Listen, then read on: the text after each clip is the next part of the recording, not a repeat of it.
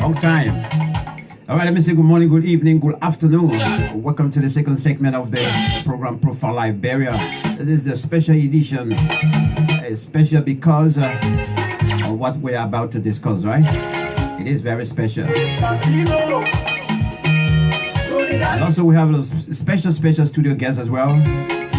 Mr. Reuben Cooper, Liberian based here in the United Kingdom. With background in criminology.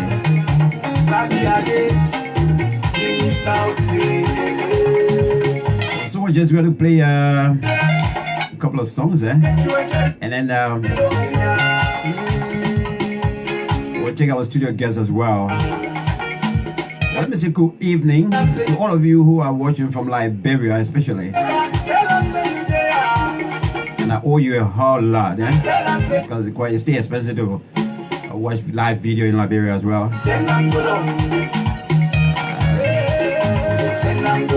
So thank you for joining in, and thanks to all of you already who start sharing the video. I appreciate you so much. I bless you. Okay, Mama Liberia, a lot is happening, a lot is going on.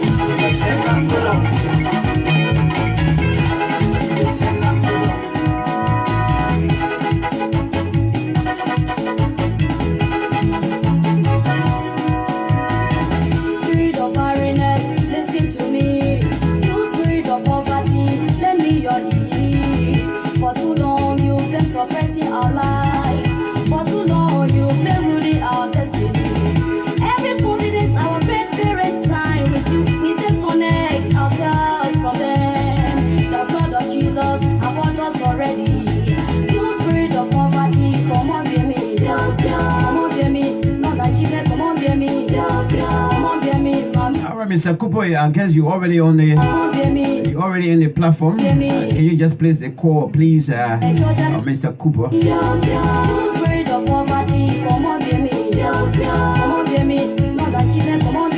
Let me appreciate all of you, and following me as well. We don't have to be friends on Facebook, but you can follow me, I can follow you. That's great.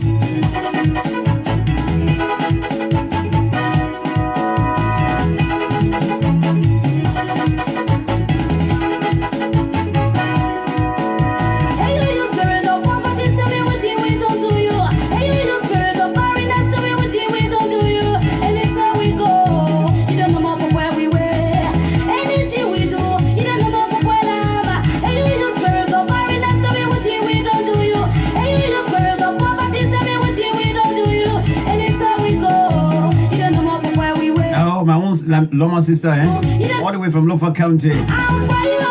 Or ringing in the Creole hell. It's great to be here.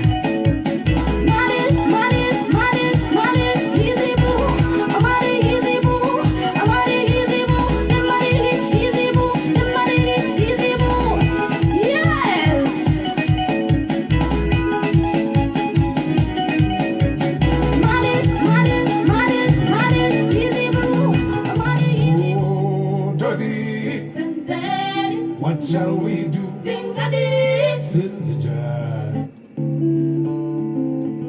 Oh, Daddy. What shall we do? What shall we do?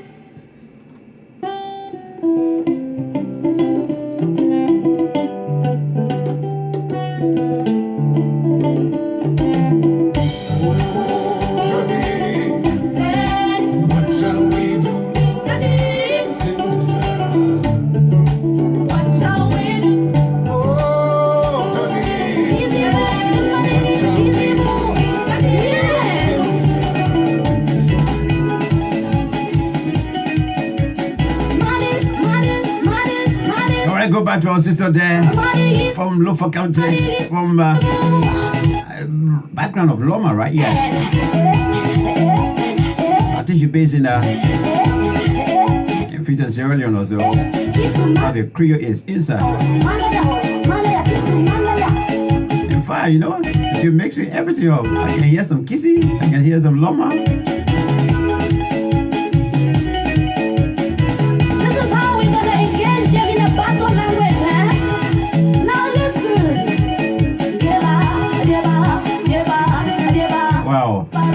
I love you, man. You're so talented. Wow, you're speaking all the talents in Liberia. Let me see you.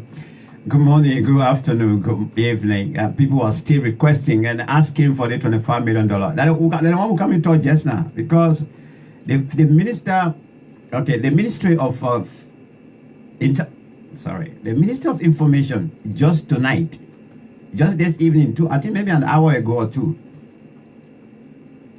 they just made another release.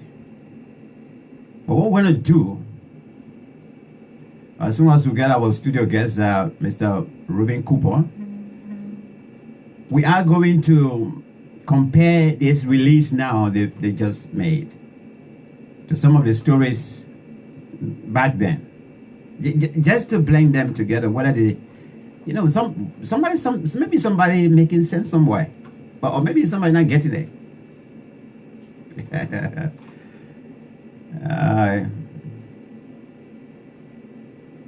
You know, my fellow Liberians,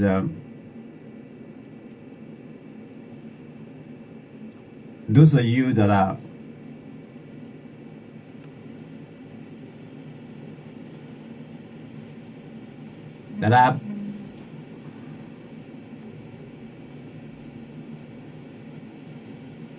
those of you that are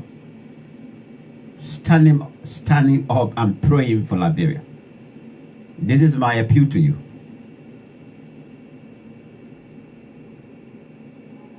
When you're standing up, you'll get tired soon.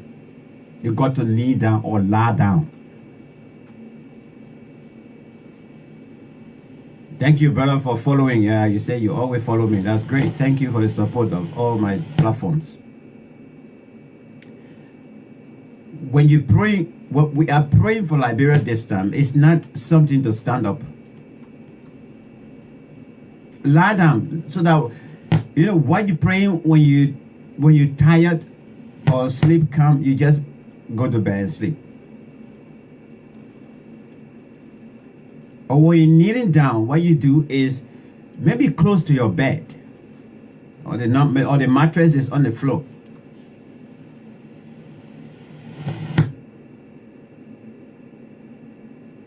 But we need prayers and actions as well. The only thing about the actions is that it's so difficult. You may what's up? It's so difficult about the action.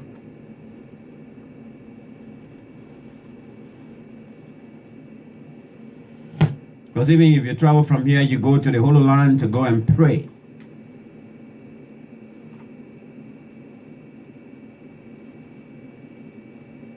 Let me repeat that. Even if you travel from here, you go to the Holy Land in Israel to go and pray.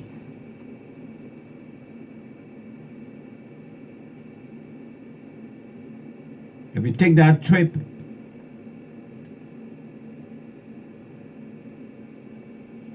that divine trip to the Holy Land, first of all, before you make that trip, because it's a pilgrimage, you see, the same way the Muslim go to Mecca. Then not every Muslim can go to Mecca. No. Yes, it is important according to the Quran.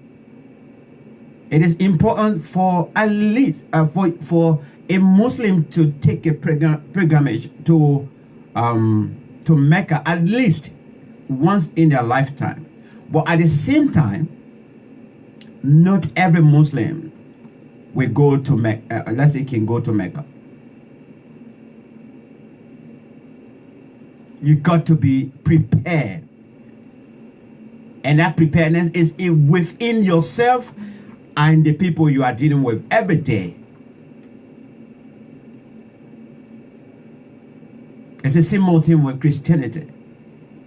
Yes, what I learned, I haven't been to the Holy Land. But it's a sacred place. When you are going there, make sure that accordingly Reuben Cooper, you have to first of all start watching a video, and we call each other from there. You call me on Messenger, it will kick me out of the live video straight away. So just send me a request. I think you're watching the video already. So yeah, it's not via Messenger. You gotta come in. You gotta first of all be watching the video. Let me see whether you are on the dashboard.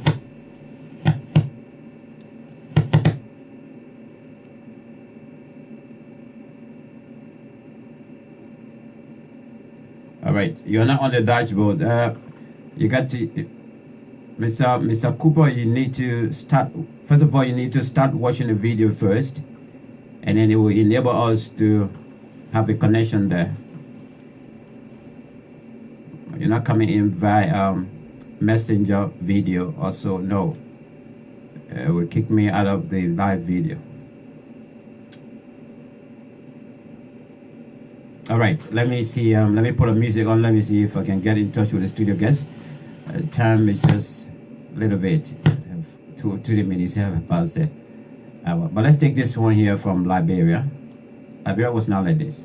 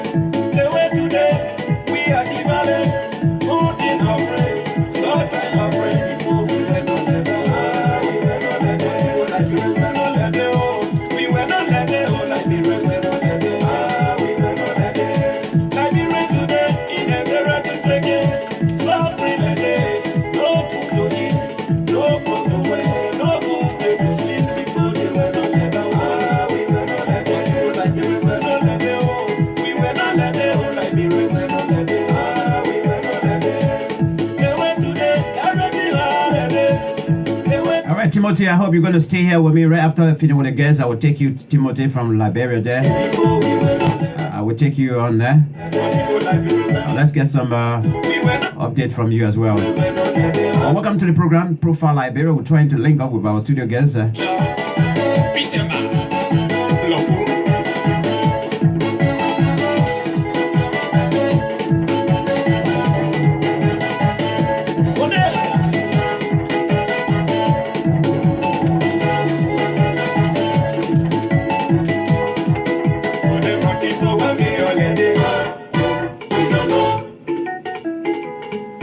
excuse me, my sister, when me holiday. I don't know. I said, my brother, when me holiday. I don't know. Me, I know. Me, I know. Say you don't know. Me, I know when me holiday. I know when me holiday. That is the one I know holiday. I know when me holiday. That trouble is in me holiday. I know when me holiday. That is not the jealous of me holiday. I know when me holiday. That power be on me holiday. I know when me holiday. That whole way that me holiday. Me I know, say you don't know. Me I know when me holiday. That is the one I got holiday.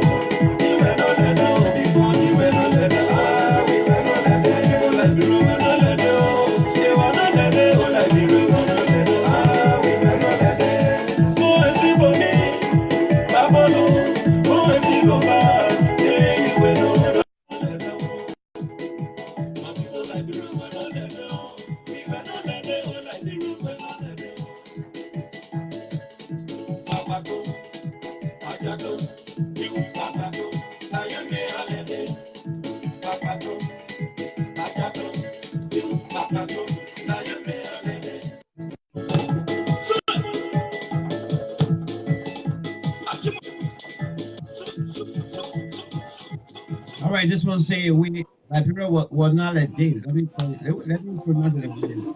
Is it Liberia was not like this?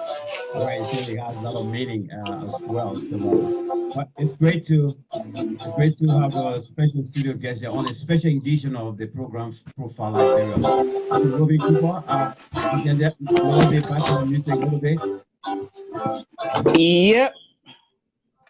Okay, I'll so do my best. Because I got my boy with me. He's watching his telly.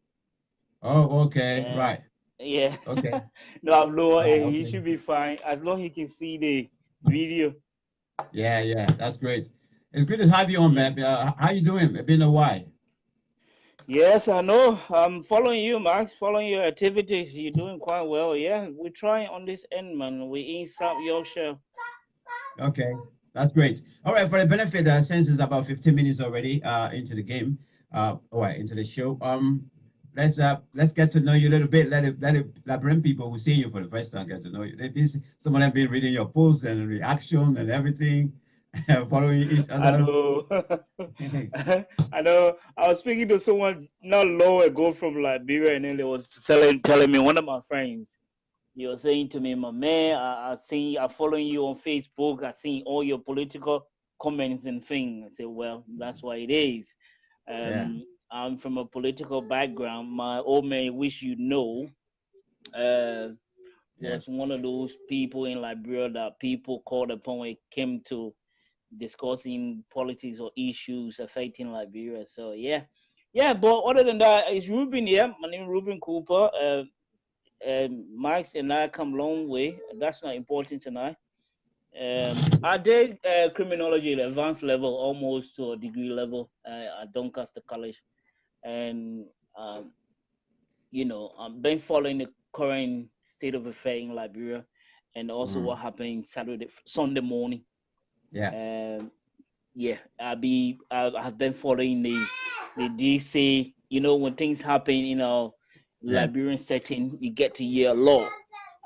Some people just come up with their own conclusions. Some people say what they hear people saying on the side. Some people say whatever they like, Yeah. So that's how we are. That's how Liberia is. But from my perspective, I don't judge. I don't like to conclude when I hear things, Jump into anything conclusion, regards. right? No, I don't. I'm told that there's two sides to every story. That's what I believe in. You see, Yeah. so yeah. All right, Mr. Cooper. Thank you for accepting our invitation. I know it was last minute time, and you accepted it to come. What we're going to do is basically like what we have on the caption for those of you watching live. Actually, we are profiling Liberia, and we are basically going to talk a little bit. Mainly talk about the latest death of Mr. Matthew Innes, former employer of the Central Bank of Liberia. From what we hear, we only going by virtue of what we're hearing, and to actually dwell on that and take it from that perspective. Perhaps look at it from the criminology perspective with respect to issue like this, as to what's supposed to be involved, whether it has to do with investigation, where to start from, who's supposed to be leading such investigation, what are some of the questions that's supposed to be asked, what could be the role of the family members, those are alive, and trying to follow the story. There are a whole lot of stories we're getting out, because that morning it was about 6 a.m. when somebody rang me from Liberia and said, "Have you heard this?" So what is it? And give me the news. But the president told me, say, "Well, it's unconfirmed yet, but this is it." I said, "Wow, okay." And by 8 o'clock, yes, got another call and say, "Oh yeah, you know about the guy who did the whistleblowing, 2018, about some kind of a memo that was leaked or so." I said, "Yeah, I remember that story." So yeah, so the guy is dead. So that's what we're going to be looking at. But first of all, let me see whether we can actually entertain what just coming out from the Ministry of Information, Cultural Affairs and Tourism. They just made a release with respect to the missing money. And this is quite important.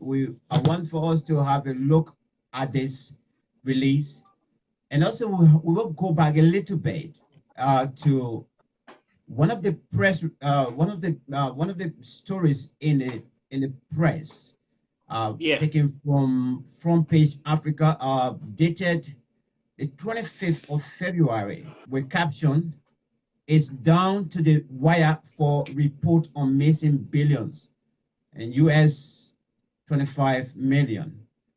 Down to the wire. Let me just, for some of you who are watching, just so you can say, I'm reading something else. I'm taking a story from here. For some of you that are watching, this is a headline I was just reading. It's down to the wire for report on missing billions, US 25 million. So we are going to have a look at this story, because in this story, we get to know the breakdown. I'm going to, because of the release actually only talking about the $25 million mob that was mobbed, said to have been mobbed in the economy. That's what I'm going to look at. But so Ruben, let's deal with this story for for the short time, and we'll read the press release to the people, and then Liberian people can judge it for themselves.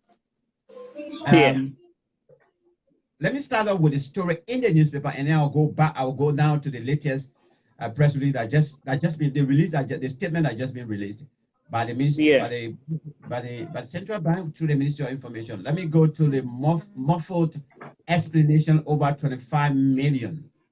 It says here, Finance and Economic Development Planning Minister Samuel Toy, responding to questions during a Senate budget hearing last year, suggested that why the intervention of the president through the infusion of US 25 million stimulus package has helped to thwart what was gradually becoming a looming financial crisis following the alarming depreciation of the local currency, that the transaction, unlike others during the past government, was done exclusively outside the banking sector and distributed to the money changers on the streets. The minister assured that the CBL, which is the Central Bank of Liberia, which was responsible for the process, has documents with the names. You're listening to this one, my people. I want to read that over again. You're listening to this.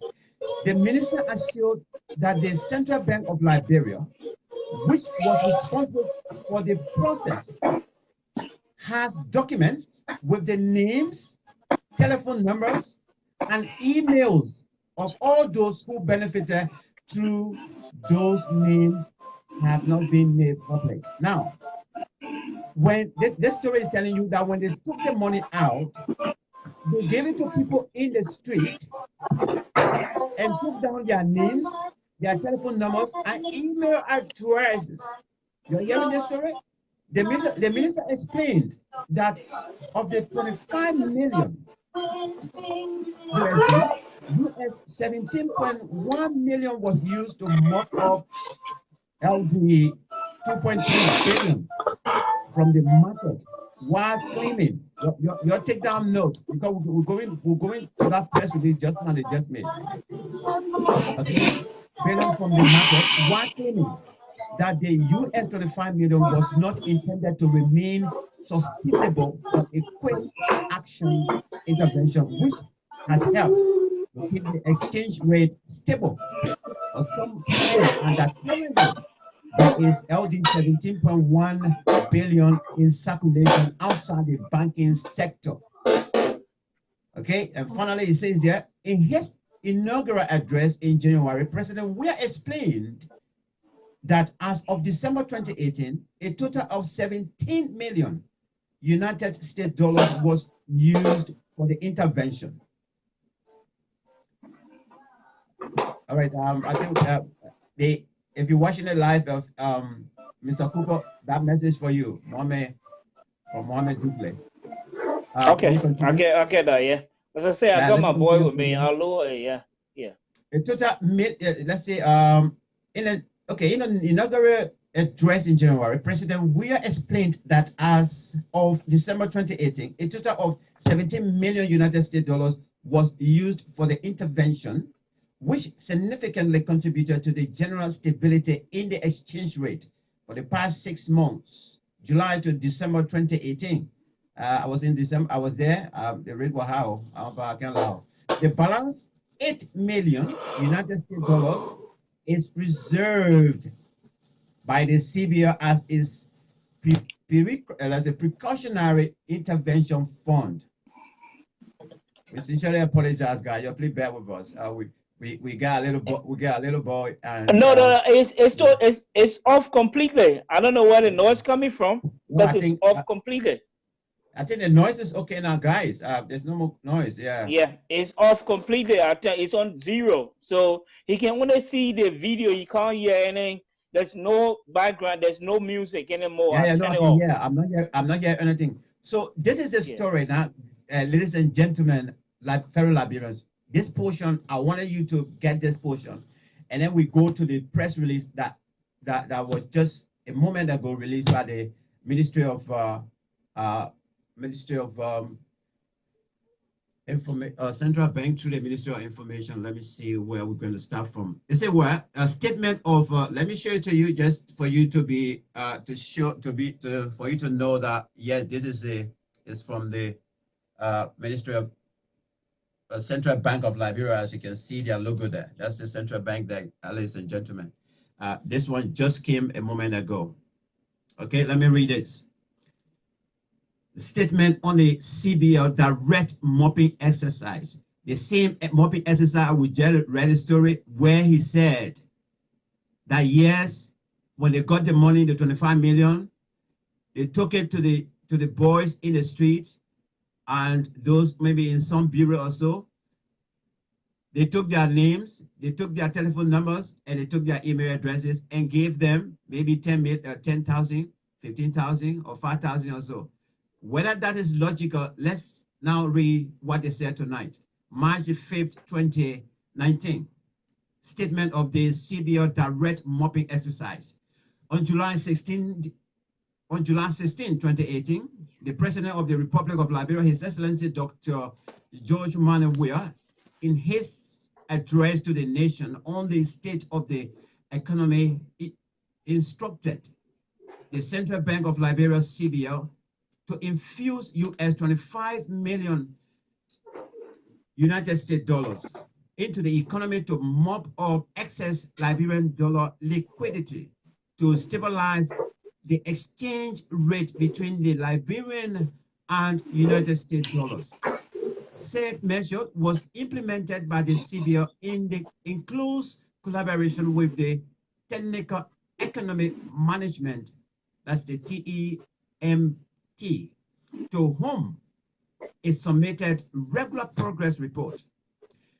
The TEMT is an economic policy making body chaired by the Minister of Finance, by the Minister of Finance and Development Planning, Honorable Samuel D. Tua Jr., and co-chaired by the Executive Governor of the Central Bank of Liberia, Honorable Nathaniel Arrow Petrie III. Other members include Minister of Commerce and Industry, Minister of Agriculture, Minister of State for Presidential Affairs, Minister of State without portfolio, Chairman of the National Investment Commission, Commissioner General of the Liberia Revenue Authority, and the Economic Advisor to the President of the Republic of Liberia. It is important to note that neither the Minister of Finance and Development Planning, as Chairman of the TEMT, Honorable Samuel D. Trey Jr., nor any member of the TEMT was ever involved with the direct mopping operations. But the newspaper saying different, that you are involved. Okay? The TEMT mandated the CBL, that's the Central Bank of Liberia, to use the direct mopping strategy based on the following reasons. Now, let's look at the following reason. One, that over 90% of currency in the economy is outside the banking system. Therefore, using the banking system would not yield the desired result. Oh, my people.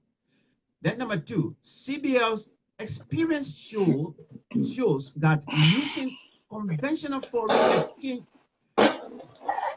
auction by itself through the commercial banks has had limited impact on the exchange rate. And number three,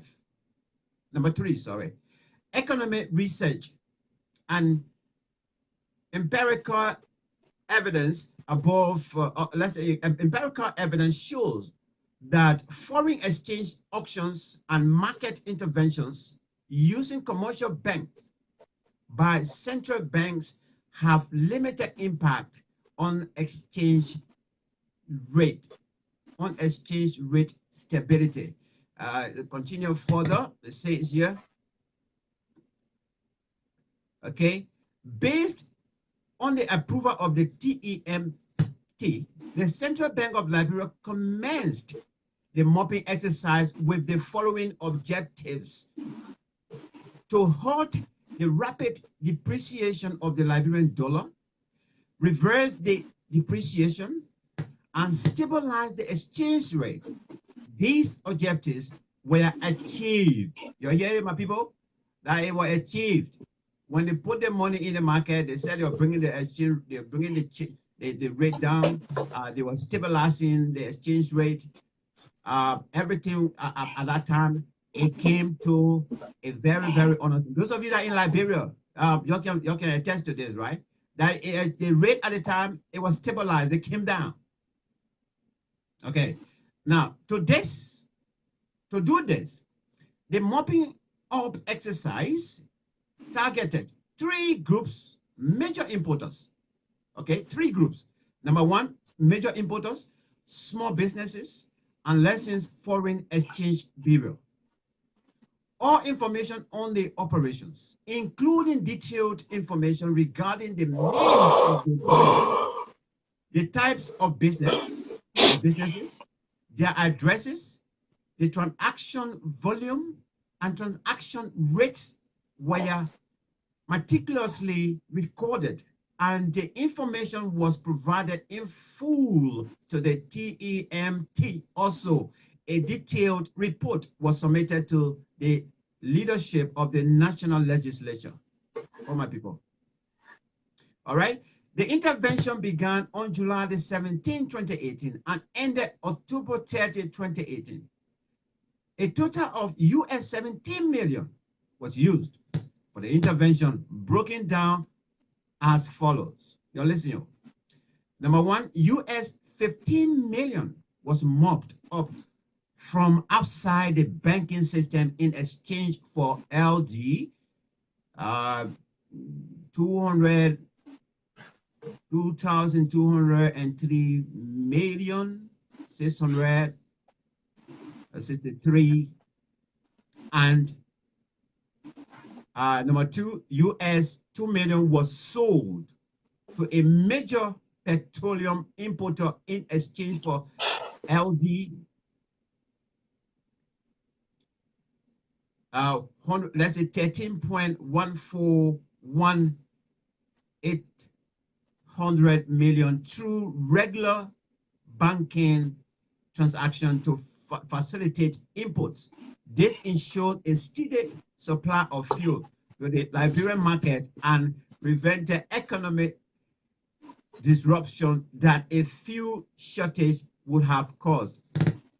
But people, December and okay, I remember someone like you were going around like there was no gas in town. That the period they're talking about. They said there was all right. Finally, therefore, the CBL, which is the Central Bank of Liberia, note that the US 17.0 million used is fully accounted for, and the remaining US 8 million is with the CBL. This statement now, if I can recall, if you can recall as well, the president said it in January that this particular breakdown now is matching with what the president said on the speech there. But anyway, that you can also look at the speech and you can't say a different thing. You got to match it. Okay, the TEMT mandated that the mopped up money be sterilized for a period of 1 year. However, due to complaints from commercial banks and customers during the Christmas seasons that they could not withdraw Liberian dollars, I was there, yeah, it was a serious problem from the banks. The TEMT authorized the CBL to give LD 1.3 billion of the sterilized Liberian 303 billion something, okay, to the commercial banks to meet the Liberian dollar demand for the Christmas season. The CBL gave this money to commercial banks, and records of these transactions are available. In conclusion, monies herein mentioned are fully accounted for. The CBL avails itself of any further security either from the government, external actor, or both. This particular statement is signed by Nathaniel Petre, the third executive governor. I just thought to share this with you, first of all, to connect it with this story that I read first from the newspaper. And then you can draw your own conclusion whether something wrong somewhere or something still wrong somewhere. Because somebody is trying to now tell us that, oh yeah, all the yo-yo talking about the 25 million is accounted for. We get the money. The money is, this is how we spend it. So let me come to you, Mr. Cooper. I mean, from this whole thing about the 25 million, where the story coming from, that's coming from there, where also, what is your own concern, and what is your own, I mean, your own analysis with respect to what you've been hearing as a concerned citizen? I know we all been talking on social media, tapping and writing and things. Yeah, well, it wasn't done properly. It wasn't done in a transparent manner. That's all I can say. I'm not economist. I did economy in high school, but I'm not, I'm not good. I don't know how, what are the policy and procedure. Usually a government, not individual, we're talking about government here, will follow in terms of whatever they say, trying to stabilize the economy. I thought that money should have gone to banking institutions. That's what I would have thought, instead of distributing it to money changers in the street. The question now is how many Liberian dollars each money changer can are able to take with them daily in the street. So we're talking about a huge disparity here, where the Liberian dollars to the United States exchange rate is so high that if you change $200, you need maybe a traveling bag to carry it. So what's the amount, the quantity of Liberian dollar these guys were taking out there to be exchanged with the United States dollar? For sure, in my layman thinking economy that I did in high school, the process was not transparent. The process, there was no due diligence, as they call it in terms in Liberia. It shouldn't have been done that way. Now the government is trying to make us to believe that there's no money missing. Why? What do you expect to hear from the government? You're not going to hear them saying, right, definitely money got missing. I do apologize about it. As I say, I got my boy with me shouting here. They're not going to tell you say money. Yeah, they're not going to tell you say money got missing. No, you don't expect this government to come out. I'm void of politics tonight. I'm trying to avoid speaking politically. I'll just speak to the reality. You're not going to have them come out to say that. Yeah, you're not going to have them to come out to say, right, money missing. But from the local faith, from what I've read, from what I've heard from insider, from people from within Liberia, it seems like definitely something doesn't add up. The nuts and bolts are not together, if you know what I mean. Right. One of the stories I heard is that the people are giving money, and the figure was inflated. Okay, which is possible. Why? Because Liberia, we are not sincere people. Majority of our people in Liberia are not sincere. I'm saying it from my heart. I'm not here to sugarcoat or to please anyone listening to what I'm saying. That's the reality. Bulk of our people will do anything to get money. And when it comes to the United States dollar, it's like a demon in that place. So I heard that the figure was inflated, which is possible. Now, it's taking us to where we are today. We're talking about 20 million United States dollars. Do you know how many miles of roads that money could pave in and around Monrovia? That's a lot of money. So as I said initially, from the start point of my answer to your question is that I'm not economist. But from a layman point of view, I don't think the process was transparent. Was right. It wasn't. Yeah, I don't think it was done the right way. Whichever way you can put it, it wasn't done the right way. And those responsible need to answer to the Liberian people. It's not about protecting someone here, or the only person he help you to take power. As I say, I'm not talking politics. I'm just saying the truth. Although this guy helped you to take power, but this is not about this is not about protecting one person. It's about making sure that justice is done to everyone. It's simple as that. So If there's something fishy, the Liberian people need to know. There need to be a holistic approach to addressing these issues, not just addressing one side and then leaving the other. It's not right. So you got all of people being arrested today, and the man who jailed with 20 million or 21 million is sat there enjoying drinking beer. Yeah. You see, it's not right. I'm not talking as because I hate CDC or I don't like the government. For me, I try to say, I try to say what is right. The fact is, I don't. If I were in Liberia, I would have definitely vote for Benina Ure, who I don't want him to become president and vote for Weah. But I wasn't there. I did not vote for him. Those that voted for him, it was their choice, and he's the president. But I will continue to speak to what is say my mind with regards to issues in Liberia in terms of governance. Now let's look at the ongoing saga surrounding the whole money issue. Arrest has been made, and I think it will continue as well as we anticipate as well. From your own general point of view, as far as the arrests that have been made is concerned, and quote unquote those that are actually being questioned as whether they should be arrested is concerned. What is your take on this as a concerned citizen? You think justice is being done, or you think the government needs to do more? As I said, from the look of it, people in high authority doing when this money thing started in 2018, people who are being arrested now are people that should give account of what actually happened. So the arrest being made is in the right direction, I think. But again, these people deserve justice. It shouldn't be a wish hunt. These people should be allowed to give account of what happened.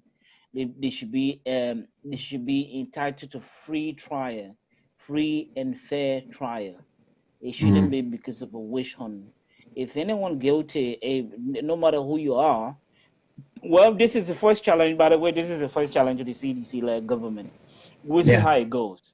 But I will think that I hope that there will be justice. I hope justice will be served the right way. But again, it's a challenge. It's a challenge to them. It's a time to show their dues. We wait to see how it's going to play. So I'm not going to preempt. For me, I'll wait and see what happens in future. If these people will be tried, have their day in court. They will be trial free. They will be trial. The trial will be free and fair. Okay. But from your question, I think go on. Let me share this with you, and if whether you agree with me or not. From the onset of the investigation, honestly, when the money issue came out, my question that I threw back to the Liberian government my advice that I threw back to the Liberian government was to look. You know why? As far as this money issue is concerned, I would love to see the former bank governor being questioned by the lawmakers, and the current bank governor. That was number one. And number two, I also suggested that the president, even the president of Liberia, I think we can see here every time and then the prime minister is called before setting house and answer some questions. So I suggested also to the government that look, you know what? Despite the fact the vice president is even my relative, my uncle, but I would love to see the president and the vice president to be invited before the House, the Committee on Finance, Ways and Means and Finance, and cross-examine them as well on this money. And then also the finance minister, the former finance minister and the current finance minister. These are the suggestions I gave yesterday. And for me, I am still standing on it that these people, they should be questioned. They should be invited. Max, I'm not cutting you off, bro. Liberia is the only country where those in power are above the law.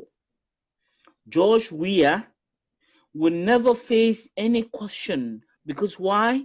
The legislation, bulk of those in the house are his partisan or partisan, whatever they call it. You will not. He's above the law. This is not UK we're talking about.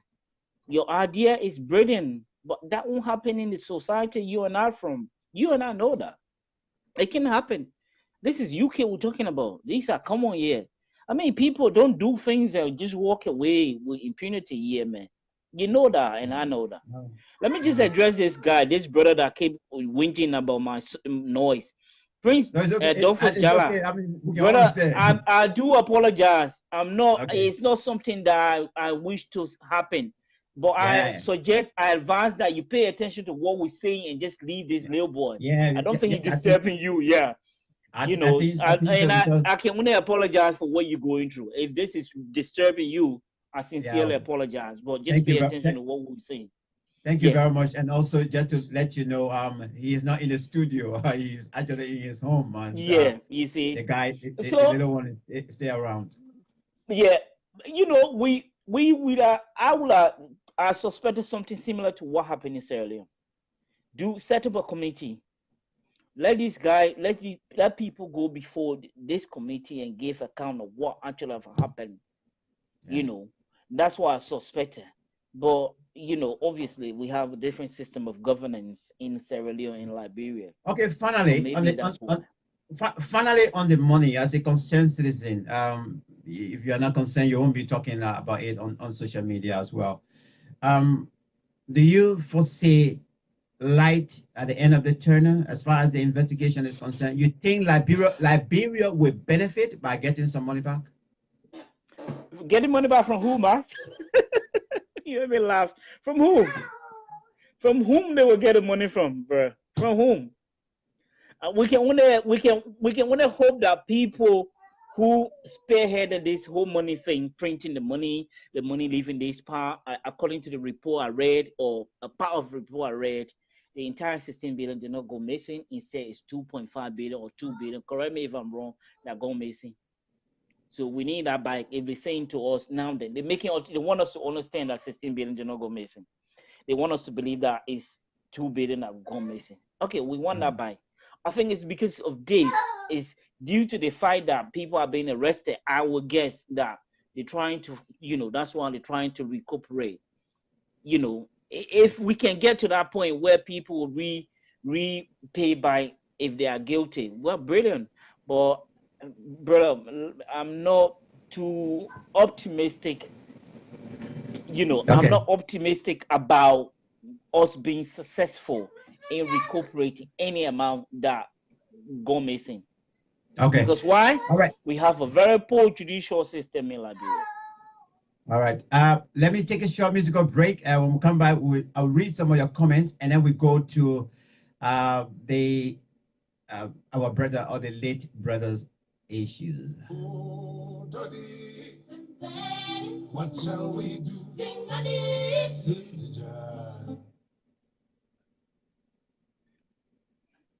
Oh, Daddy, what shall we do? What shall we do? Oh, Daddy, what shall we do? Right, that's late Oliver Mtukuzei from Zimbabwe asking the question, what shall we do? This is exactly questions we're asking, we keep asking every citizen of Liberia. And I will continue to iterate. Thank you very much for lawmaker joining us on this platform. Honorable Sir Joseph, thank you. But I'll keep making my request to you and your fellow colleagues. Even you may not be on the Ways, Means and Finance Committee, but this is it. You people should do us justice. And I will highly recommend, I will keep recommending. You still have the power to invite the former president to ask her questions. Yes, and I also want you to include the former vice president, my own uncle, invite him as well. If you know anything about it, let him say something. And I want the House Committee to also invite those that haven't been invited yet. Get to know them. This is why we elected you. In a civilized nation, that is what the lawmakers can do. Even if a country, let's say for example, Lone Star is not serving the people better. If they complain, if the customers, if the Liberian people complaining that Lone Star is cheating, when you put $5 inside after you make one call, it's gone. When you hear those complaints, lawmakers, you don't wait for your constituents to report to you. You hear it on the media and whatsoever, invite that company to come and answer questions. Why is it they're doing it this way? Why is it our people are not enjoying? That's why we elect. Max, to buttress what you say, you're saying, you know, with regards to what you just said to the honorable who's watching, I'm not account, you know, when Ellen was in power, you remember one of his top aides, a security guy, allegedly beat someone in Barnesville. That same night, this guy was suspended from his post pending investigation. What happened during the senatorial election recently? We heard that sedition led by the city mayor harm peaceful citizens. Nothing came out of it. So that simply means that if you're a top government official, whatever you do, you work with impunity. That's what it means. Yeah, indeed. Another story talking about, in fact, I had a lady on here, and we caused noise, and it was well taken care. Okay, guys, ladies and gentlemen, let me just take, let me go on the dashboard and take your concerns, and from there we'll be talking about the late Ines. Okay, Joseph, let me go further. You say Joseph Agba, thank you, welcome. I follow you all day. Thank you for the show. Justice have to be done. Thank you. This one see as Timothy Sonable Smith Jr. say bring our $25 million back, President George Weah. So he's actually asking the president directly. Okay, this one says thanks, brother Musa Toure. Thank you for watching as well. And let's go to this quickly. Timothy again, he says here, I am in support of the establishment of War and Economic Crimes Court in Liberia. Okay. If you're greeting me, let me just say hello back. I don't have to read your greeting. All right, Wilson Davis saying, so true, my brother. I think you're giving you a pat on your back when you're addressing the issue. Timothy says, yeah, we need War Crimes Court in Liberia. Timothy is back. He said, why President, he's asking a question, why President George Weah is refusing to audit Ellen Johnson Sirleaf and her government officials that was in power for 12 years? Very good questions, and I believe a lot of us have been asking this question. This is the same thing I was saying. I said that the House committee invited former president and vice president as well. Yeah. Okay. Let's go down a little bit. I'm looking up. I want to read those comments that are actually in line with what we're discussing.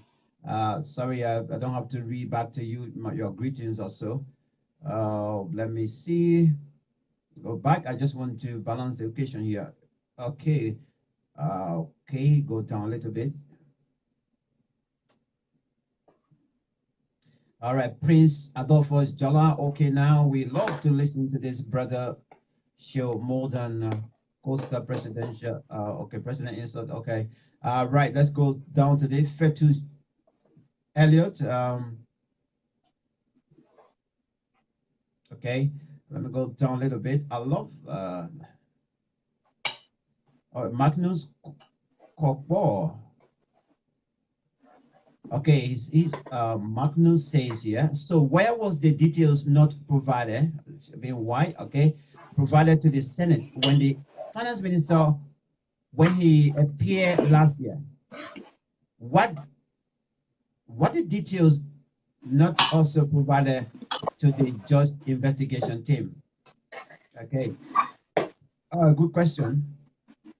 Let me go down. Felicia, why are you? Okay, Felicia. I think try to use a better language on this platform.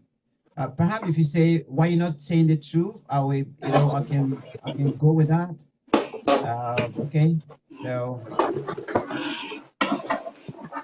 Okay, Lucy Yaman say, that lawmakers don't care about that. Or okay, absolutely.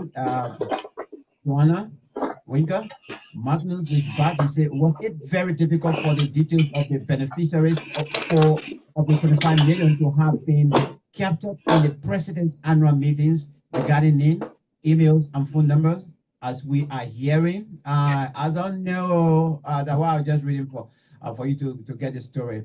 The former president and former vice president need to be invited. Thank you. I said this to me, not because of my uncle. They should invite him as well. They will go ask him. Because all of them were controlling the government. But they call it Omar first. And Omar go answer. Yeah. Anyway, Well, thank you so much. the president said you're going to protect the president, the former president and her family. So what do you expect? Well, I mean, even that, my brother, I mean, like why you just come from, I mean, it's always sometimes good as well, Cooper, Mr. Cooper, to compare, and contrast. You know why, big nations like where we have London and big cities, why people are flooded here every day on tourism? The Chinese, the Malaysians, they come here to even spy on infrastructure. What you have, you see them taking the picture. They're not doing it for free. Yeah, they want to go copy the same thing. Yeah. Yes, definitely, and that's what I'm told. That's what the Ghanaian do. Yeah, you go and copy and think and whatsoever. So, involving these people, it will give us a kind of it will give this government a boost as well. Oh, these people are really serious. If they can invite president, if they invite former vice president, if their house can invite former president of Liberia, wow. Yeah. They are doing something. Yeah. They're following the trend of other countries and things. Yes. It is good. At the end of the day, what we want, like what you're saying, we want a good name for this country. We want a good name. Yeah. Okay. Yeah. All right, guys. Thank you so much for your contribution on this topic. Let's see whether we can talk about Matthew, the late. It's so sad now to put the word there, the late Matthew Innes. May your soul rest in peace. First of all, we would just, on behalf of our platform here, we want to say, once again, sorry to the family, and sorry to Mama Liberia, sorry to the Central Bank of Liberia where he was working. Matthew Innes is no more. But I want to speak to you from the perspective of your background, and merely we are speaking upon what we're hearing. Yeah. Leading to his death. We haven't received any, as they call it, press release from the police yet.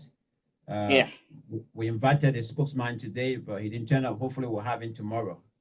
But in the meantime, let's go by virtue of what we're hearing.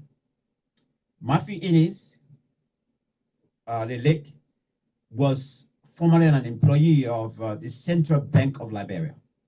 And he was responsible for macro loans. He was one of those responsible for macro loans. My understanding also, Matthew Innes was one of those guys that were actually at the forefront of last year leaked of the memo, of a memo within that central bank. Right. And I think steps were taken, and I mean, as I read a newspaper where the police suggested that, they turn over, they suggested that, central bank should take him to court. Apparently, he must have been within the employ of the CBO. Matthew, accordingly, has been working in the vicinity of the central bank for years. And he's one of those that actually know the in and out as far as the monetary aspect is concerned.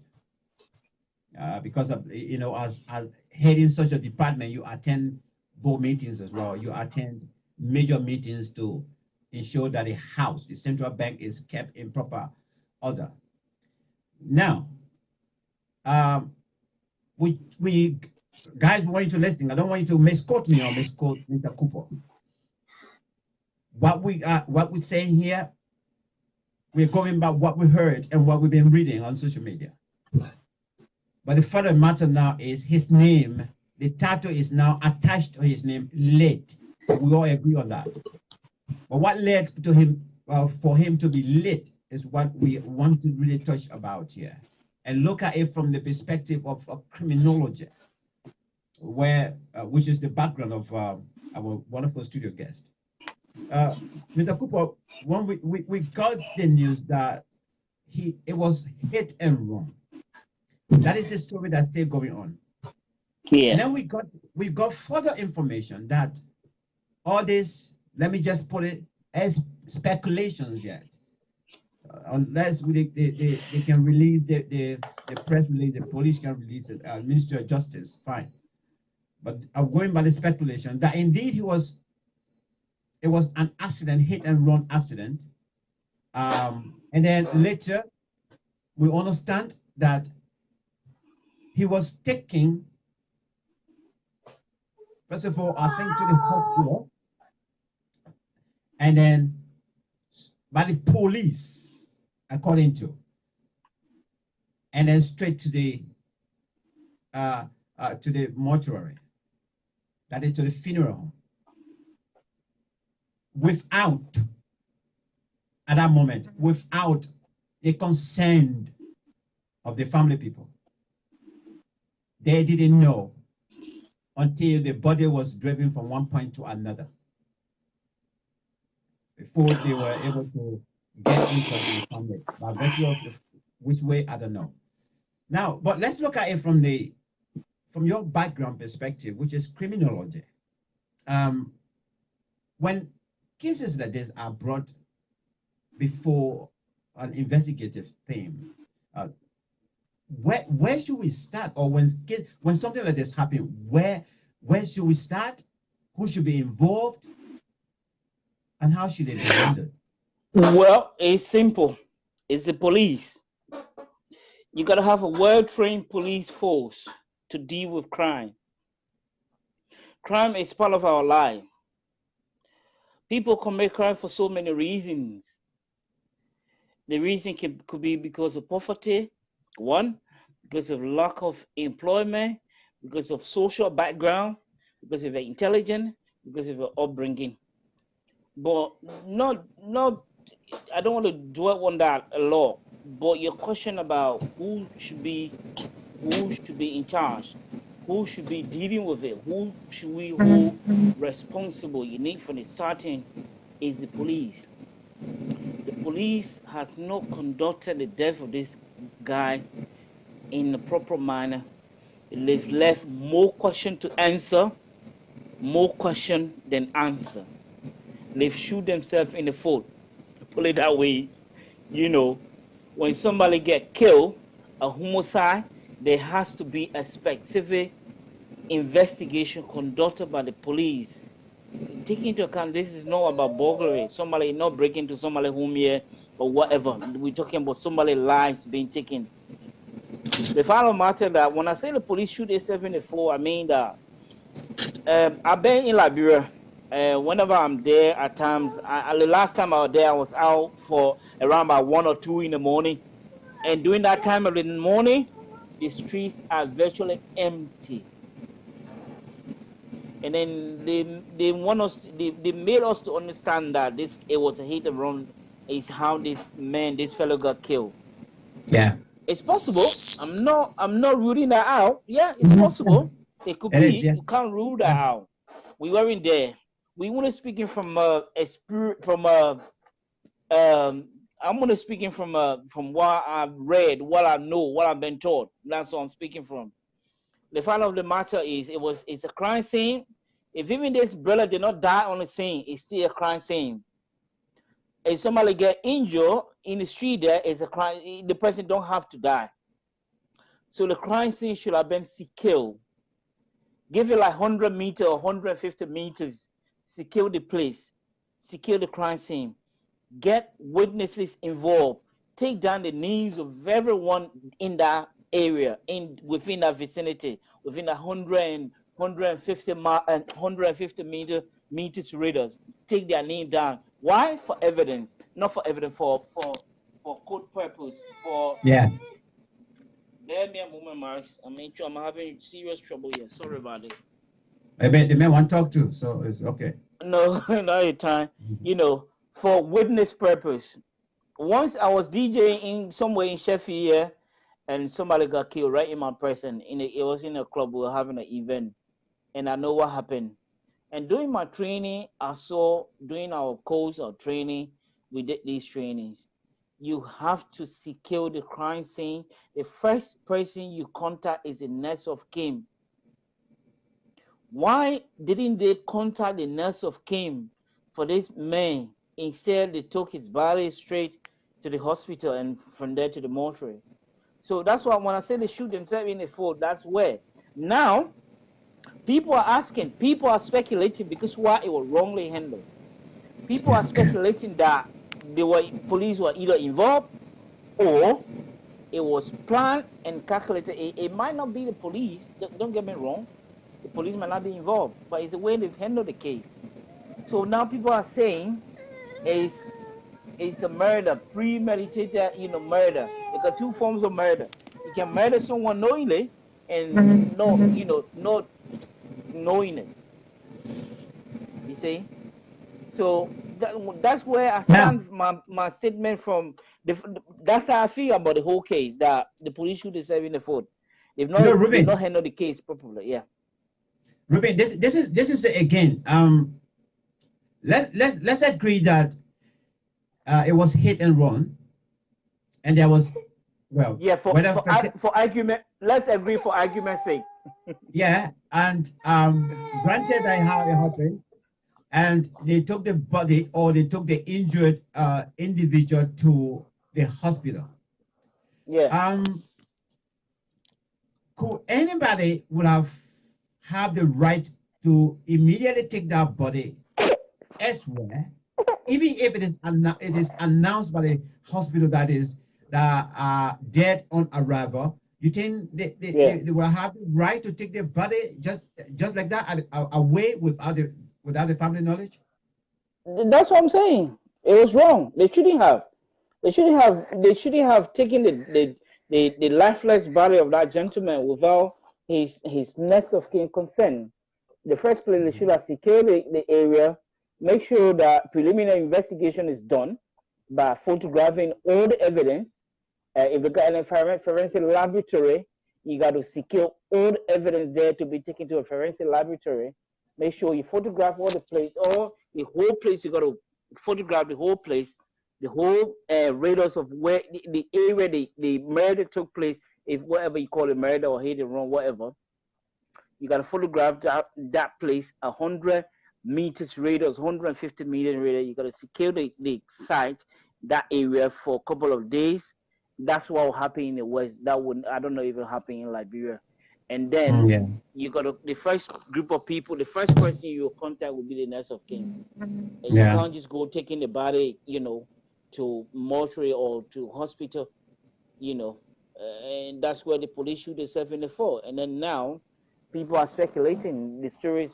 People are saying that, the government is aware of this gentleman's death. It might not be true. They're creating rooms for that, isn't it? But yeah. From the way it's been handled, that's where and those are some of the fighters that fighting crime. You got to have a good police force to you got to have a trained police force, and which Liberia is lacking. We do not have a well-trained police force that has a specific department that deal with crime scene, deal with that got forensic laboratory. We do not have that. So we working with what we have.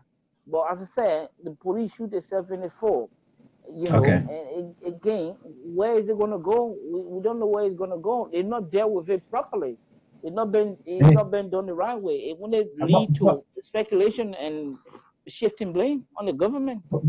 From criminal, finally, just before we let you go, from criminal, criminology background perspective also, can the police correct this mistake? They can only learn from what has happened. It can't be corrected. It's happened. how they can fight. There are many ways they can help. They can learn from what have happened. They have to have the financial muscles. As you and I live in the UK, if you go in London, London has most closed circuit television camera than any city in the world. Monrovia, that's why I say to these guys, look, I say to Henry Costa, even yourself, Dallas Dillon, and those guys in this advocacy field, be careful with yourself. Someone can kill you for simple and walk. Nobody will ever catch them. Simple. Because why? You do not have any mechanism in place to help technology-wise to fight crime. Where that incident happened, if you have a CCTV camera there, that's the first place the police should go. But unfortunately, there's no. So the police is not capacity-wise, they're not prepared to fight crime adequately. You see where I'm coming from? So Okay. they can only learn from what happened, and they can't prevent it because they're not. The capacity while they're not prepared to prevent what have happened. Okay. Reuben, I think we want to say, we want to say a big thank you for even giving us a whole hour tonight, especially you and your little man as well. We want to say a big thank you to him as well. He also contributed to the show. So Reuben, thank you so much for tonight. We appreciate it. Max, come back again. Sorry, he keep taking the microphone from my ear. Come back again, please. Sorry. We just want to appreciate the both of you for giving us more than 1 hour tonight. We appreciate it. Thank you very, very much. My sincere apology to your listeners. It's cool, man. Yeah. Yeah, and cool. you say there's an honorable man following, and then I like to respect people voice of politics. No, sometimes you gotta respect big people, as as often say. So my people, you're sorry. They may he doesn't go anywhere without me. Wherever I go, he goes. They may have to learn the process. Yeah. Thank you so much. I'm sorry. But thanks for giving me the opportunity, Max. I really appreciate it. Thank you, buddy. Have a very good night. And you too. We talk again, man. Yeah, thank you. We can continue watching the show. We have the lines open for anybody who wants to call in.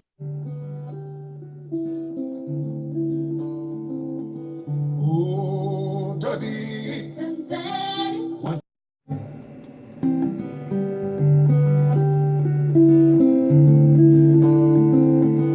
Oh, Daddy. What shall we do?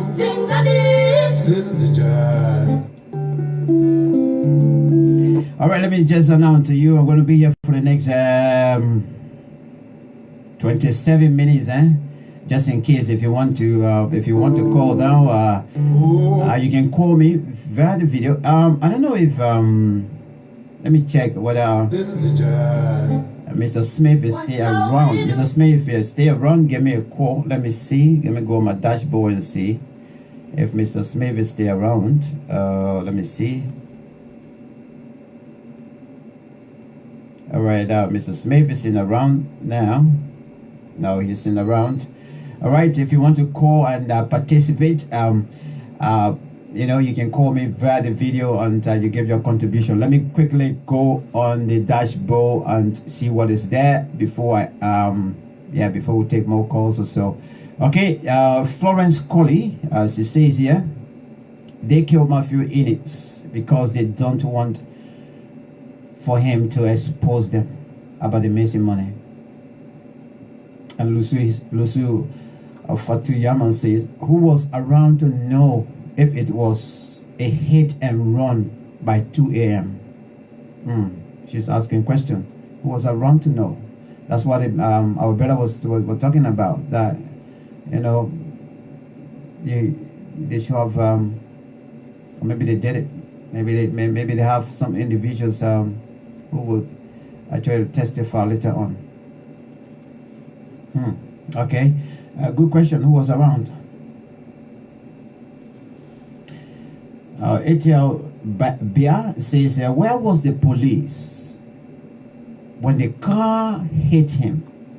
And no one in the area knew that accident took place where Matthew dies.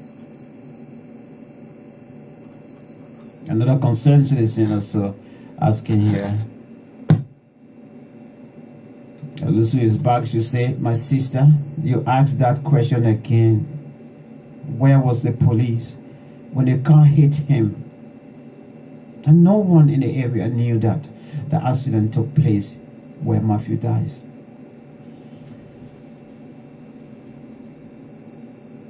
Okay, let me go to my dashboard and see who is on the line. Let's see. Let's get some views and comment from Liberians that go to the United America, and welcome Amos George, also a campaigner for social justice. We're talking about this case. We are going by virtue of what we're hearing and how things are still going. Hit and run. But we're talking about everything now that followed thereafter. Those are the things we're talking about. What is not? Yeah, the accident took place, but the aftermath of the accident. I know very, very well where I am here. When that individual, even if that body is taken to the hospital, that hospital, the body will be there until the next of kin, or that individual or family will be immediately contacted. All right, we just lost Amos there. I think you were trying to set up. Let me touch somewhere in the video. Got to know.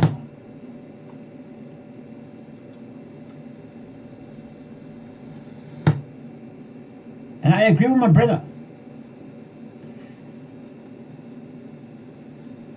It is so easy to shoot yourself in the leg.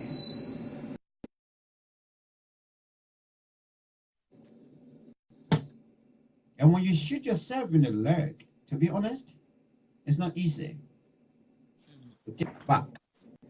Amos, good evening. Yeah, Max. I guess, okay, thank you. You set up now. Welcome. How are you doing? I'm okay, man. Can you hear me? Yeah, we are hearing you very loud and clear. A lot going on in your country, Amos. I don't know. I'm going to give you some time as well. Where do you want to start? Where do you want to end? Let me give you the opportunity. I was starting missing money then, and with the late Matthew Innist. Okay. You know, Mike, the other day someone sent me this video when the minister arrived, the minister of finance, and I saw people jubilating, you know, and asking myself, is that how we're going to run this country? Minister arrived, why are people going there to jubilate?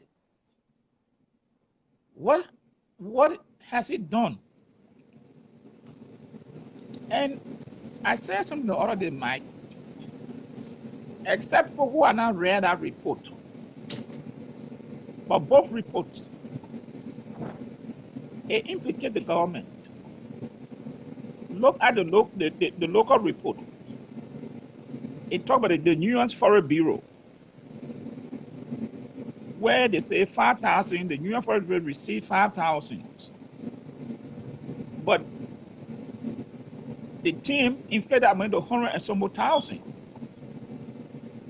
And there were no registrations of businesses to give the auditors. They talk about discrepancy. Crow talk about discrepancy. And they stated that they could not get certain documents from the government. So it means that the government was shortcoming, the government was not cooperating. So if you look at that report, that report is not complete. It's inconclusive because they couldn't get certain material from the government to do a final report. So what they submitted was just scavenged, and they just gave it as what they have to work with. So now, how can someone come out to say they have been vindicated? Have you read that report? And the finance minister said that the money was taken to West Point and New Crooktown in his own words. But what a receipt? Did they give that receipt to the local investigator? No. No receipt. In fact, business, they ask for business registration, they cannot give any document of the business registration. So how can people be jumping in the street to say that the minister is not guilty or the government is not implicated? It makes you to wonder what country we have or where are we coming from? Huh? Now, I said something the other day, I wrote something, I said, people should not be used as a scapegoat, or we should not do selective justice. It should not, because the way I seen it, it looked like Congo was a country. Because where the two governors, the two former governors, they have been mentioned, and they were arrested immediately. Now, if you say that is the yardstick you want to use, then what are the minister of finance that has been implicated? His economic team could not account for receipt, business registration. They could not account for it. Why they are not being arrested? Why? So it looked like people are wish hunting people. And for anybody, I would be in favor of anybody who steals Liberian people money to be prosecuted. I would be in favor of it. But I wanted justice to be transparent. It's not, you shouldn't do it just to disgrace other people and leave your own people alone. And this is why I see it is going on. Because there's nowhere, Mike, in any country system. But now the Minister of Finance and his economic team should have been questioned by now. Or arrested, because those people were arrested by police. And now they are in central prison. Why is the Minister of Finance loitering around there, walking around there, when he has been implicated in it? People want lines there, some are lines there. The federal bank said that they were not in charge of the $25 million. They didn't have nothing to do with it. They said it was exclusively done by the Minister of Finance. Yeah. So with all the information, why today is the minister and his economic team have not been called or not been arrested? Why? And if you say you want to be very transparent, then of course everybody that needs mentioned in those reports must be called to the person. But you can't have grab few people, then you need the other rest. And all the people that's why they are grabbed, they are all American Liberian and roasting the other there for it. So what happened to the country people whose name was mentioned in the report? Are they exceptional to the law? Because you think I will be making the argument healthy if we go by virtue of what you're saying, Congo versus. Oh, but Mike, from what I see starting, that's it. You may not, people may not disagree, people may not agree, but that's it.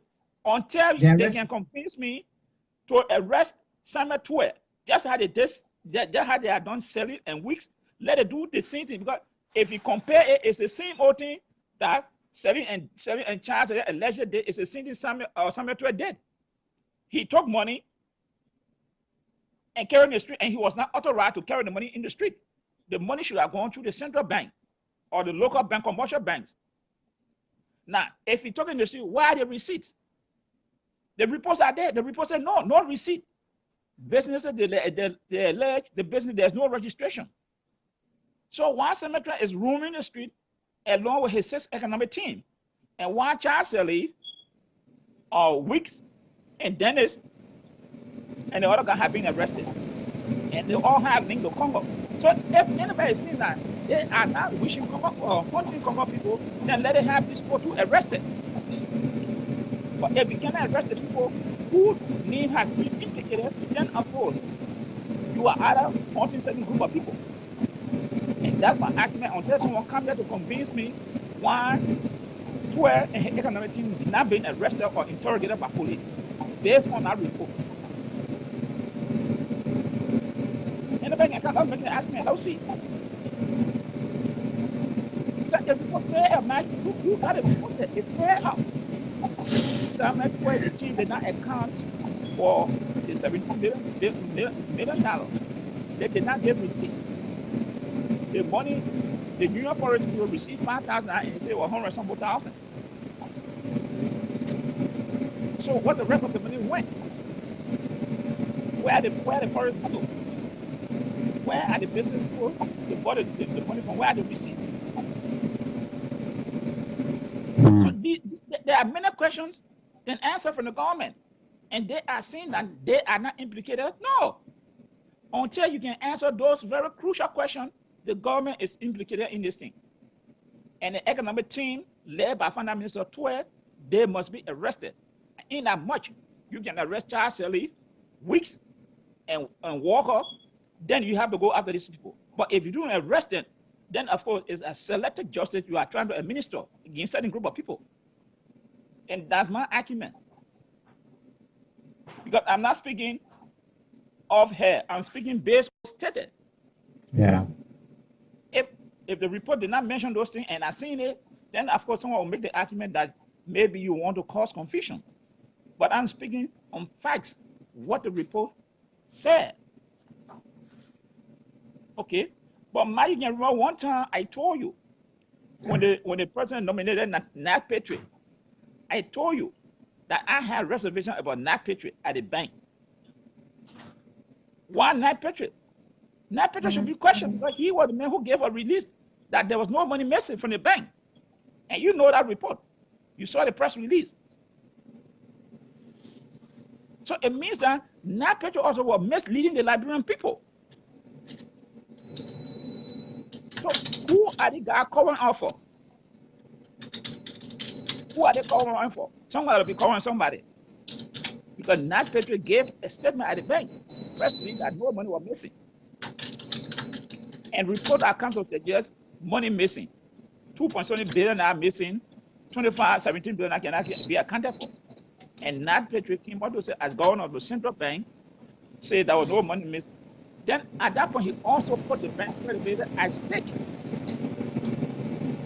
But if he is the governor of the bank giving false statement, then how can people try and act with the central bank? Somebody people need to be questioned. Where he got a pass to say that no money missing. Why all the people cannot be called into the police by the police? Only a few group of people that you grab to put them in jail. Okay? Why? But that is Amos, yeah. Amos, before you come to the other topic, do you have any hope that at the end of the day, Liberia will get whatever it is back? You know, Mike, I was very optimistic some few last year. But this year, the way I see things going, the trajectory, look, my heart is too heavy. I said that's when I asked myself, what is wrong with us? What is wrong with us? My hope of the future of that country to me is not, it looks bleak. It looks bleak right now with this leadership. It looks bleak. Yeah. To say that you can sit down somewhere and boast that this country 2-3 years from now this is how we look at this is what we progress it.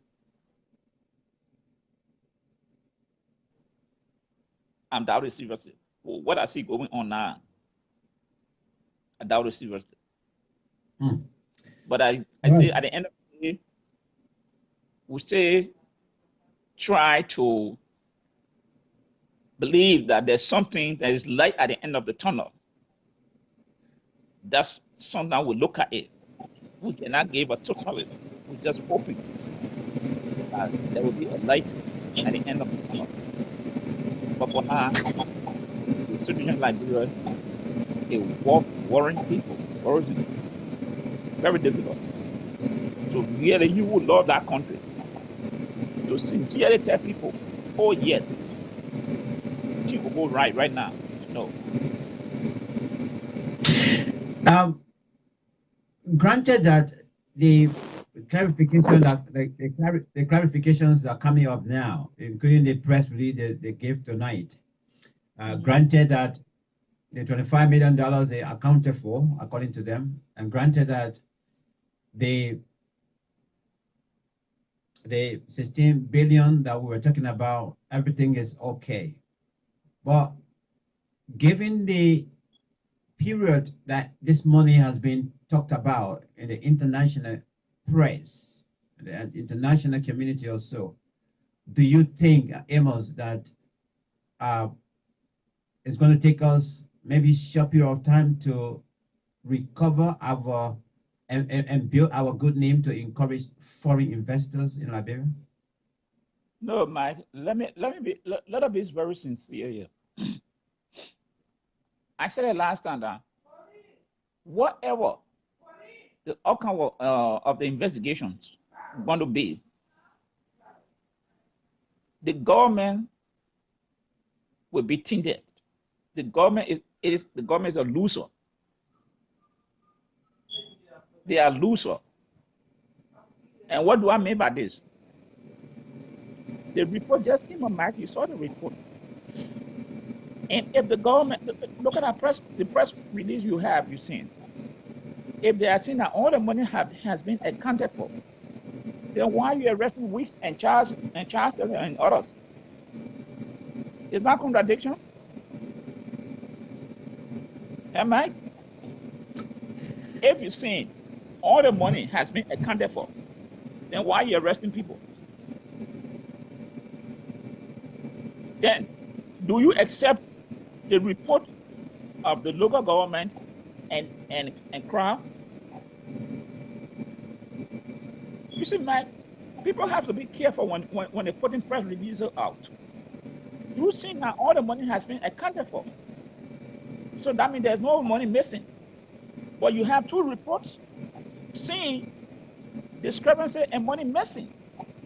Yeah. So how can you coincide those two reports with your press release? Now, then what you tell the international community? Because the international community got the report. And you see now, oh no money missing, everything accounted for. If everything accounted for, then why you got some other people like us now? And the crowd report 2.7 billion is in question. Somewhere 12 money, the 25 million is in question. All the reports are out there. And all the institutions have laid a hand on those reports. And you come to tell us, oh no, all the money accounted for. If all the money accounted for, then why you got people in jail? So it means that you are witch hunting people. So the idea, Max, to build Liberia image, it would take maybe maybe someone will be gone. Wow. But with this saga, you know, Max, every international news, Liberia is being mentioned there and linked to this money. So it would take people with credibility to come on the international scene to repair that damage that has been done by these people in the country. The government cannot come up with a clean slip. No way. They cannot win this argument. I've said it. They cannot win this argument. The government of President Weah has been tainted. They cannot win this argument. They have been engulfed by this scandal. They have been consumed by this scandal. That's why I said there's no win for the government in this situation. Okay, Amos. I don't know. You know, as you're talking, different questions come into my head. Honestly, yeah. Especially if they say that this money, the money is finally available to us. I'm not lying to you. I'm wondering, I'm wondering because I don't know. I don't know where most of the people that are building mansions, where they won their lottery from. I know from America, from Europe, they won lottery and went back home. But let's leave that now. Let's come to the final one. So at least maybe we can get another one or two more people chance to call right after you. Yeah. Mr. Innes, I mean, all this one we going by speculation. We're not coaching anybody, right? And we're going by what we heard. What is your take on it? If you are to also offer advice to maybe state authority, what would it be? You see, when everything that starts in the country or a government, if you are not swift to respond to this issue, it will start ducking you. It started in Liberia with illegal violence in pockets in area. And the police will call in, but the police will not give a comprehensive report. You will not see anybody being responsible or liable for what happened in those little riot that started. Now it started creeping. Somebody dead. No report. You remember the body they find in the funeral home? Did the government give any final report on how the body got in the funeral home and the person was buried there, where it came from? No. These are things. It starts small.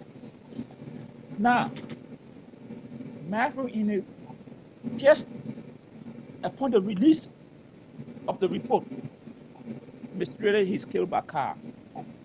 According to this information that we're getting, there are many questions and answers. Okay. I don't know none of them are family member to talk to or to ask. Where the family member contacted immediately, where the body to the hospital to be pronounced by a medical doctor. Then, what next? Did the police discover any evidence of the crime scene? The man was still up to now. The police, I don't know, the police had not come out with any press release surrounding this man's death. Question and answer. Nothing yet. So, this man, his position in government raises serious doubt. And they say now, what we'll be hearing, that he was one of those who were against this policy that Minister 12 had formulated. Were against those policies. And Minister 12 be implicated in this very $25 million issue. And this official, whom people are assuming would have been one of those to testify, because based on his knowledge and position in the bank, is hit by a car and killed instantly. And knowing the government track record, they have not been able to come up with any comprehensive report on a major crime committed in Liberia. Look for Yeke Koluba House when that riot took place. We are still waiting for the government to come up with a finding. The one that happened in Bananville, we are still waiting. The shooting that took place last year when the woman got hit by a bullet, during the altercation between police and some motorcycle in that area. Nothing. The list go on. So how can people build confidence in the very law enforcement? How can people trust the law enforcement? One can woman make the argument they have limited resources. Granted. But that is not an excuse for crime, just for people to continue to make or commit heinous crime in Liberia. The police must come up with a strategy, since the city is not electrified and we don't have cameras in our streets. Then the police must come up with a policy, or the government, to see how people can move in the city. Because anybody can get in a vehicle, might, and hit you, and go. Or do we say, car hit the man, that's it.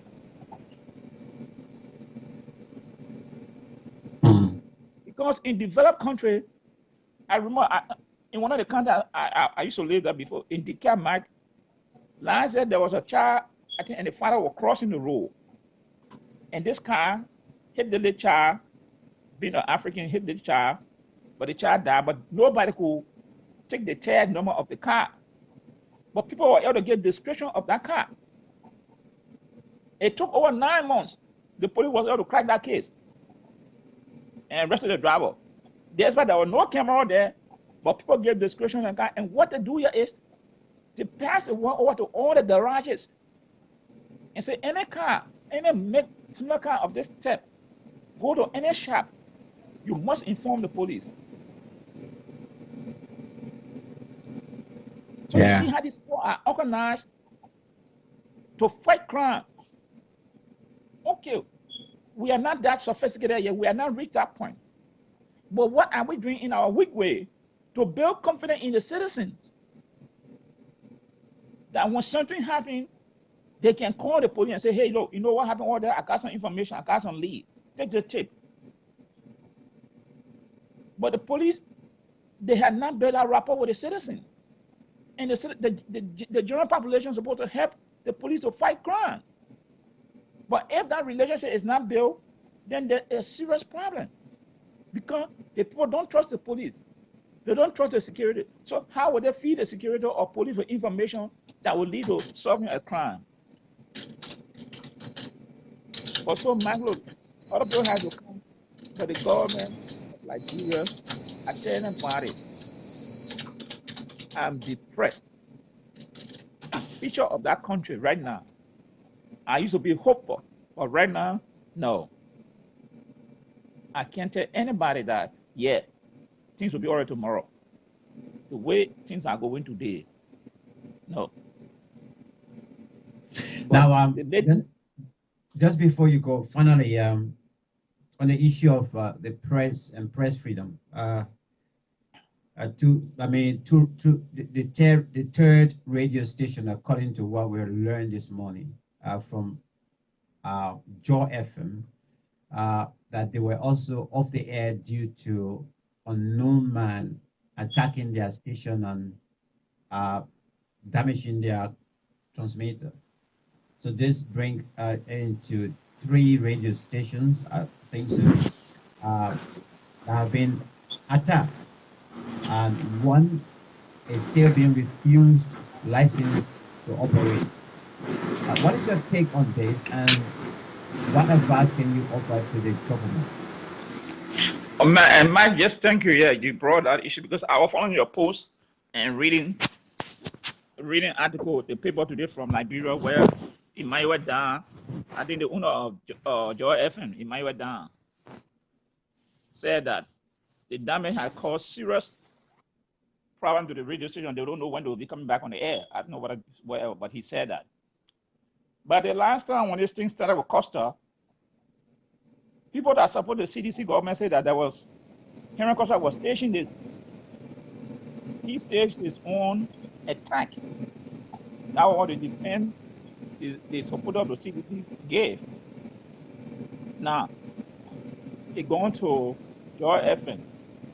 And the only reason because Joy FM is one of those stations that have been bringing factual information to the Liberian people, voicing the concern of the Liberian people. Jiba and the other fellows.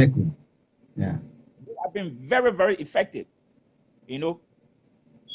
holding the government to check. And because of this, I strongly believe it is what the supporters, again, I would say, supporter of the CDC-led government going to attack that radio station. And someone asked, what evidence do I have? What does Minister Samuel say? That they will use money to weaponize, against the press. They will use every resources weaponized against the press. And these are the things it's coming to fruition. It happened to cause they said was staged. Joy FM. It said, now, would they make the argument that Mr. Emmanuel Dan staged his own attack? Are they going to make the same argument? And why the government cannot provide security? Okay, I understand. These are private businesses. Someone say government are responsible to provide security for private businesses. Okay, for the argument's sake. But these people pay tax to government. Yeah. They pay tax to the government. So government is also obliged to provide security for their property. Since the government know that unknown people have been attacking radio stations, why the police had not beat up patrol in this area around communication system? Why? Why?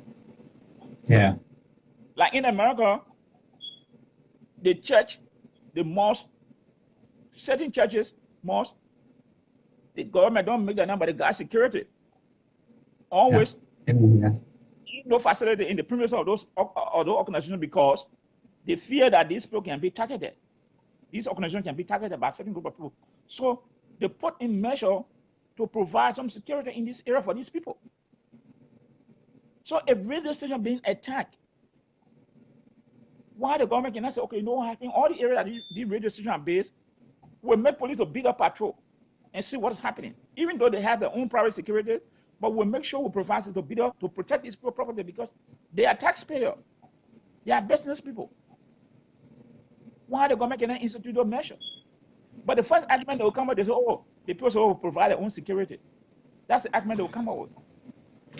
But see people property, institutions that are providing vital information to the Liberian public, being vandalized, being burglarized. And the government is complacent, and you say that we should say, oh, the government is innocent. Since the Costa burglary, they went after 1 week before they went on the crime scene. In what country, modern country, that will happen, man? A crime occurred today on the scene after 1 week, and the police go in there when all the evidence had been tampered with, destroyed. But you saw what they did. It was the means of force to shut down Costa radio station, and that's what they did, thinking that they could shut the radio station down, forcing the management to cancel that lease agreement. Look, Mike, this is deja vu again. The same way the press was attacked during Dole regime is the same thing now is happening. No. Daily Observer was burned before. Front page, Inquirer. All the people on a Dole regime encounter problem, closure, vandalizing the property. Daily Observer was burned. Yeah, several times. Yeah, Footprint. Even Inquirer. All the newspapers. Even the New Democrats those days. Yes, all the people came on severe attack from the Dole government. And today we see the same thing playing again in Liberia. Every press, every news organization that has been on the back of President George Weah, every news organization that has been coming with credible information has been attacked under the CDC regime.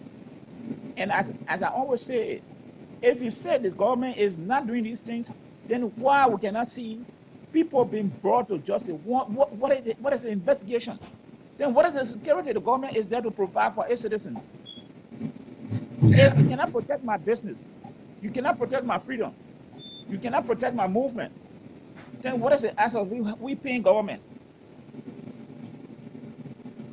Because government is supposed to provide security for us. And if the government cannot provide security for its citizens, then that government should step aside.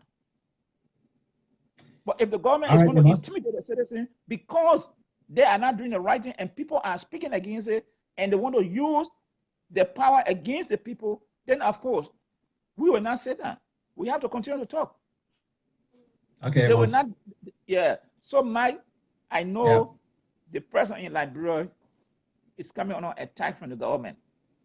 The Mm, government is yeah. under all this attack because from the official spokespeople, the way the official, the partisan speaks, it can tell you that the government is behind the attack from the press, and the only reason they're doing it is to silence the press, especially George FM recent time.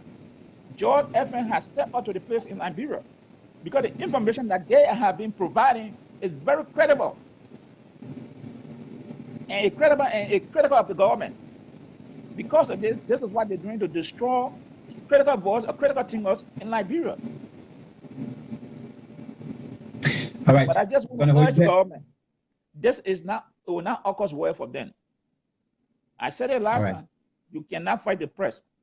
You will try, but you will not win. No, otherwise the word you can't do it. Yeah, I mean, you can't do it. Where you are, Trump is facing the same problem now. He have to back down. Oh yes, yes. Amos, thanks so much for your contribution. We appreciate it. Okay, Max. We'll talk on the other side. Yeah. All right. That's Amos George there from my own contribution. Let me see who is on the dashboard. Mark Freeman. I don't know whether I'll read some of your comments. Let's see, just before we got 8 more minutes if we can get Mark. If not, I'll read your comments and then we can take over for today. Thank you for your comments. I've seen some comments that are actually making me to laugh. So, but let's see whether we can get Mark now, who is coming on. But let me. Okay, I think we'll soon get Mark. I think. Let me. I love this song on the show here.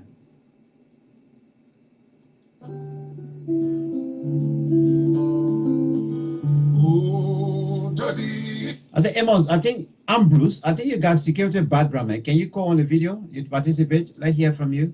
Let me ask you some security questions, please. Because I see your comments coming in. It's like knowledge, security knowledge. Let me try Abdul. Okay, we can get Mark.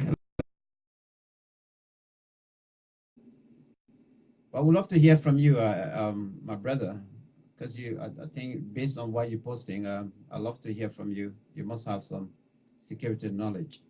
And let me quiz you on some of these security issues back home. Okay, let's take this on while we're adding our brother there. What shall we do?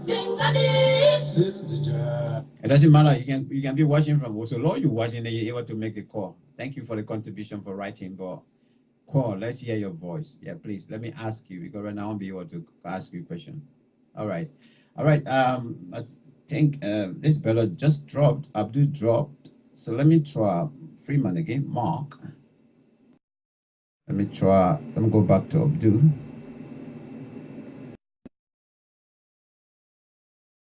Let's see what we can get Abdul. What shall we do? Oh, Daddy. What shall we do? What shall we do? Oh, Daddy. What shall we do? What shall we do?